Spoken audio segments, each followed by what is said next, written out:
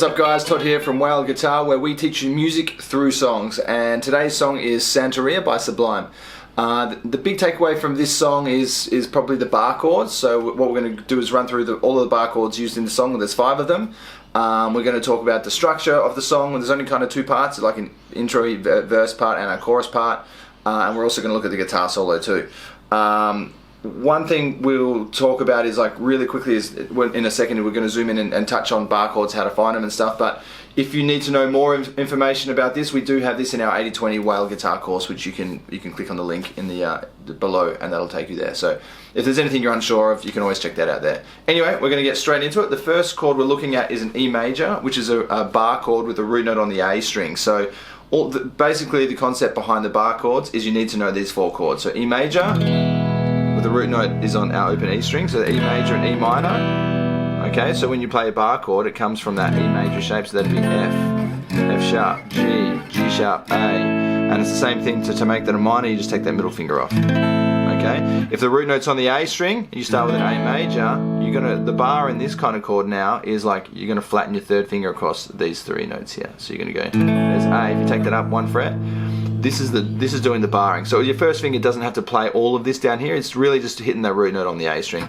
So that'd be A sharp, B, C, C sharp, D. If I wanted to make this a minor, you just pretend that your first finger is the nut here, and because we're on the root note on the A, you just build an A minor shape with these 3 fingers here. That would now be D minor. Okay, D major, D minor. We're going to keep going, take that major shape up to our first chord of Santeria, which is an E major. So first finger's on the 7th fret, our 3rd finger is barred down the 9th fret on the 2nd, 3rd and 4th string. And we're just playing the 4 middle strings. So that's our first chord, E major. Now the next chord is a G sharp major. Okay, so that's down on fret number 4, and it's on the E string, so we're going to be building our E major shape. So this would be open E, F, F sharp, G, G sharp, alright? So there's that E major shape here, with our root note on the E string on the G sharp, so this is G sharp major. Okay, the next chord is a C sharp minor. This is, all you have to do is take this chord shape, drop everything down 1 string. So there's our C sharp, and because the root note's on the A string, and it's a C sharp minor, we want our minor shape here.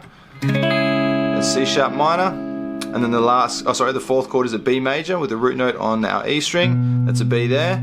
Let's build our shape, B major. And then the last chord we're going to look at is A major. So all you need to do is drag this shape back 2 frets.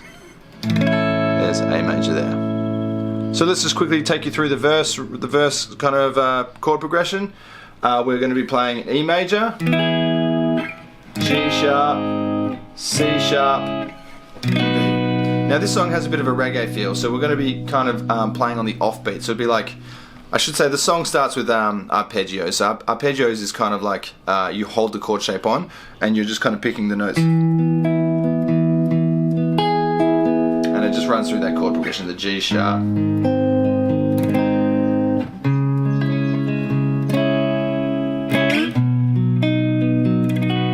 And then we go into our reggae feel. E major, so there'll be 1 and 2 and 3 and 4.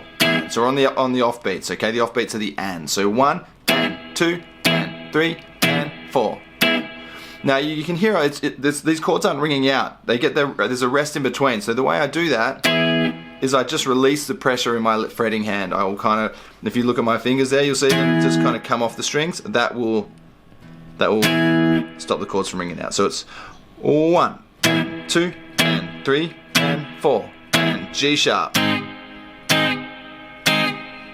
C sharp to a B. We do that chord progression twice.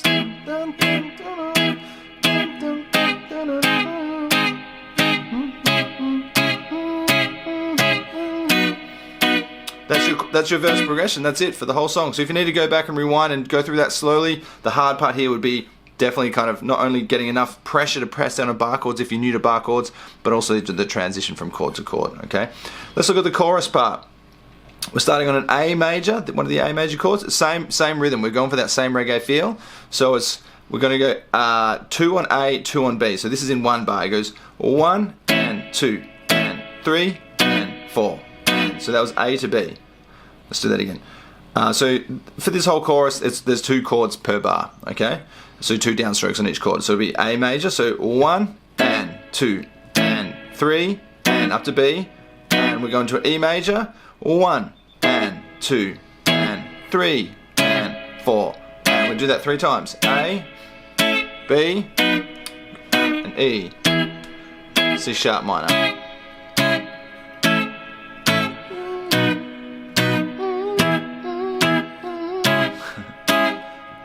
And we go A to B, and then we go back to verse.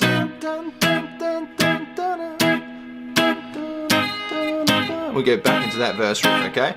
So that is basically the structure here. Will go our intro with the arpeggiated chords, holding them on. Okay, then we go verse, chorus, verse 2, another chorus, and then there's a guitar solo that happens over the verse chord progression, another chorus, then another verse, and then another chorus, and at the end of it, we're going to have these power chords that go down, which is, the song will end like this. So we're just going to be playing an E power chord, which is not a bar chord, it's the power chord shape like this. Okay, so first finger is going to be on the E, third finger on the 9th fret, and little finger underneath that also on the 9th fret. This is on string number 3 and 4, okay? E to a D sharp, to a C sharp, to a B. So it's the same shape, A power chord, which is open A, and then the first finger pressed on number 2 on the 2 middle strings. Back to the B, and then an E7. So it's an E major chord like this with the little finger on the 3rd fret on the 2nd string. That's how the song ends at the end of the song. So it's like.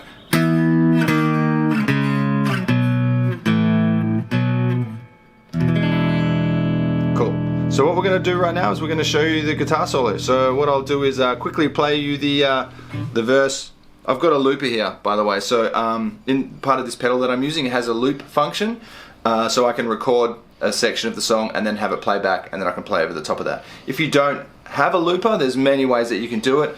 We'll have a resources tab on the website which you can go to, and that'll talk you through all of the different sort of ways that you can do it. The first one that comes to mind is just if you have absolutely nothing, you know, record it into your phone a couple of times and loop it over if you have to, and just keep pressing play and practicing that way. So what I'm going to do here is record the verse progression. So it's going to go.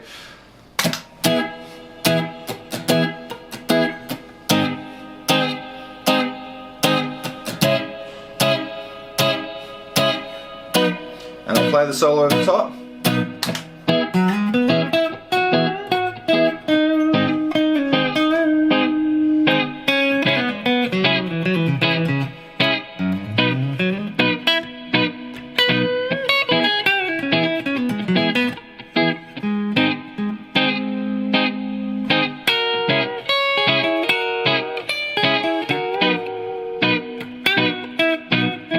Okay, so there's a couple of little mistakes there, but I'll fix them up when I'm taking you through it right now. So we're gonna zoom. You're gonna be looking at my fingers. I'm only gonna play. We're gonna break the solo into 4 parts, and you'll just have to kind of go back and rewatch each section if you need to. Okay, we're gonna go through it quite quickly, but this is all mainly E major pentatonic stuff. So once again, if you're unsure about what these solos, the scales are that we're using, check out the course.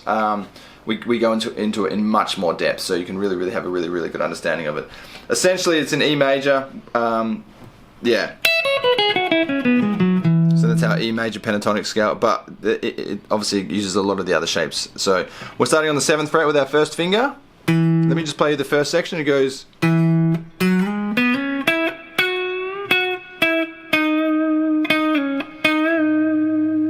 Okay, so first finger on the 7th fret on the A string. It's our starting note, and then we're going to slide from 9 to 11 with our 3rd finger, and then on the 4th string we're going to do 9, 11, 9 again. So it's then we're going to be bending the 11th fret on this string, on the 3rd string, up and then back down. So it's 9, and then take that back 1 fret to 8. Okay, so far we've got. Slide that back to 6, and then 3rd finger back on 8, you're going to bend it up and down. Okay, so that whole section is.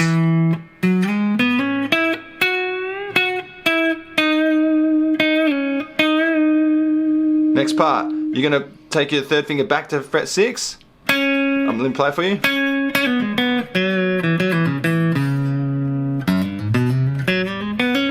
Okay, so that is playing 6 with the 3rd finger on the 3rd string, and we're going to do a pull off to 4. So it's, and we're going to be pulling off and then going to 6 on the string above it, back to the 4. So it's, so you'd really just break that down, practice playing that, you know, 10, 20, 100 times, whatever it takes until you feel comfortable. And then you're going to quickly shuffle your 3rd finger back to fret 4 on the D string. So it's, and it's a bend up and down. Okay, so, and then a pull off here. Okay, so that's how it goes.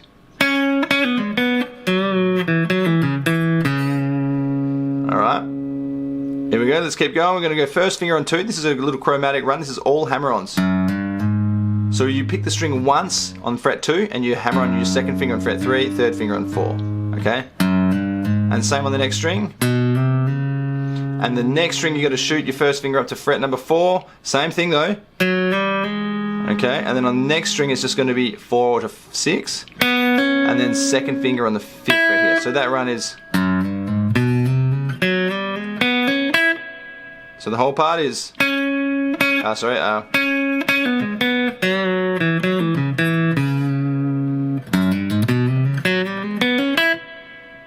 Okay, let's look at the 3rd part now. We're starting on the 12th fret with our 3rd finger. This is a big bend up. We're going... Okay, so that is, we're bending up with our 3rd finger, back to, on the 12th fret, back to 9 with our 1st, so it's... And then you're going to be playing 12 and 9 as well after that on the 2nd string. Okay. Let me play that again. I've got to play it kind of quick to remember how it goes. That's it. Okay, so... Sometimes it's just like muscle memory, right? Yeah, it is, yeah. Once you've played it a few times, you kind of like... Yeah, it's one of those things where... So just watch my hand. Slow it down. I'll do it slowly.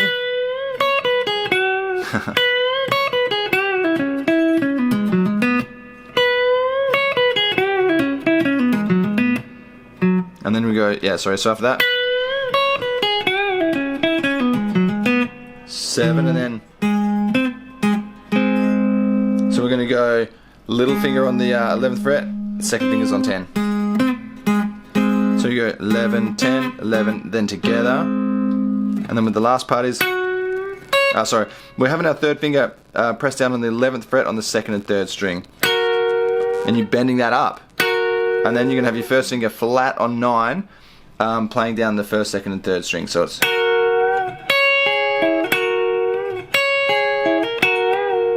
And a bend at the end and then...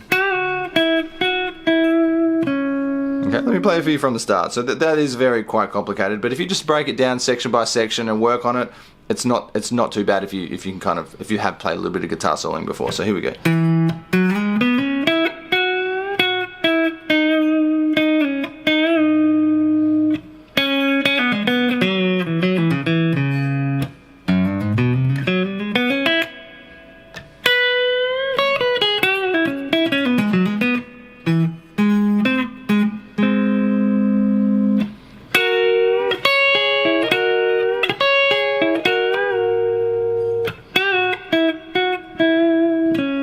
Okay, let me play it with the backing track again.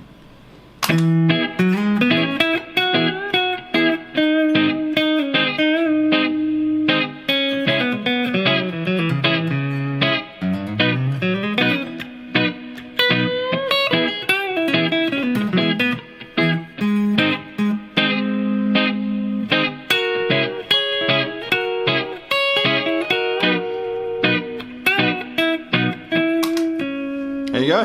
That's a solo. So yeah, after the solo, another chorus, verse, chorus, and then we wind down with our power chords at the end, which we already went through. E7 to N, and that is pretty much it. So if you wanted to, you could if you could somehow loop the verse section, and you could learn that solo and play it. Plus, you could start messing around with your other like A pentatonic major stuff. If you know your shapes.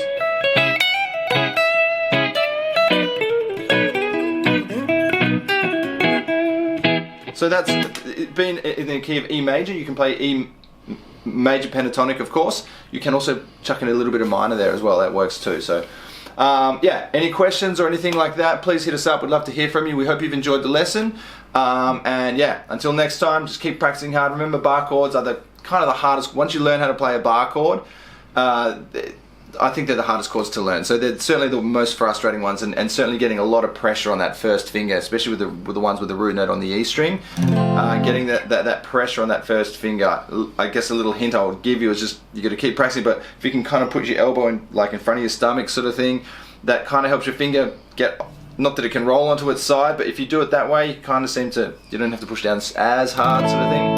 But just lots and lots of practice. Yeah. But until next time, keep wailing. Woo-doo.